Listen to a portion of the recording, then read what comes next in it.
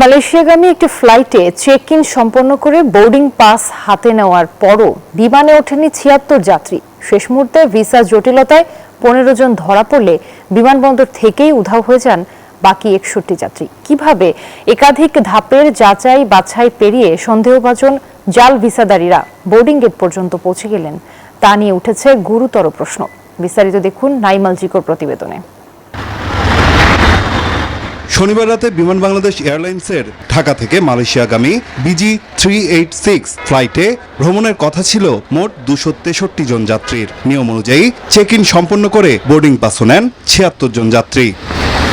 তবে শেষ মুহূর্তে বোর্ডিং গেটে ৫ জন যাত্রীর ভিসা ও পাসপোর্টের তথ্যের মধ্যে অসঙ্গতি ধরা পড়ে। পরে তাদের অফলোড করা হয়। সব মশার বিরুদ্ধে সুরক্ষা দিতে এলো বসুন্ধরা এক্সট্রিম অ্যারোসল। মশার বিরুদ্ধে এক্সট্রিম সুরক্ষা। বিমানবন্দর কর্তৃপক্ষ বলছে, এর আগেই ইমিগ্রেশন কর্তৃপক্ষ আরও ১০ জন যাত্রীকে ভিসা জটিলতার কারণে বিদেশ যাত্রার অনুমতি দেয়নি।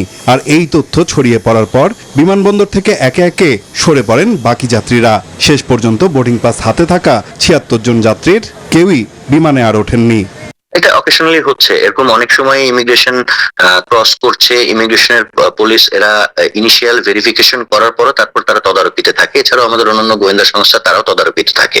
এ বিষয়ে জানতে বিমান বাংলাদেশ এয়ারলাইন্সের প্রশাসনিক ভবন এলাকায় যোগাযোগ করা হলেও ক্যামেরার সামনে কথা বলতে রাজি হননি সংশ্লিষ্ট কর্মকর্তারা। পরে মুঠোফোনে বিমান কর্তৃপক্ষ জানায়, ভিসা জটিলতার কারণে ১০ জন যাত্রীকে ইমিগ্রেশন থেকে ফেরত পাঠানো হয় এবং আরো ৫ জনকে বিমানের পাসপোর্ট চেকিং ইউনিট অফলোড করে।